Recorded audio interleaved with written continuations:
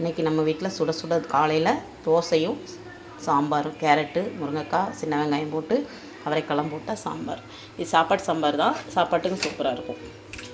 நம்ம வீட்டில் அரைச்ச சாம்பார் பொடி போட்டு தான், இது தேங்காயெலாம் நான் அரைச்சி ஊற்ற மாட்டேன். சூப்பரான நம்ம வீட்டில் சாம்பார் ரெடி ஆயிடுச்சு.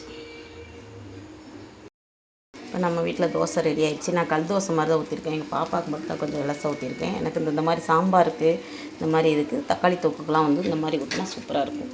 இப்போ சூப்பரான சுவையான நம்ம வீட்டில் கேரட், அவரைக்காய், முருங்கைக்காய் போட்ட சாம்பார் சூப்பராக இருக்கும். இந்த சாம்பார் எங்களுக்கு தோசை இருக்குன்னா 3 வேளைக்கு கூட பிள்ளைங்க சாப்பிட்டுக்குருவாங்க. இப்போ நம்ம வீட்டில் தோசையும் சாம்பாரும் ரெடி ஆயிடுச்சுங்க. இதே மத்தியானத்துக்கு கூட நம்ம வச்சுக்கலாம், நல்லா தான் இருக்கும். சூப்பராக நம்ம வீட்டில் டிஃபன் ரெடி ஆயிடுச்சு. இந்த பக்கம் தோசை எடுத்துக்கலாம். முறை தோசையும் ரெடி ஆயிடுச்சு.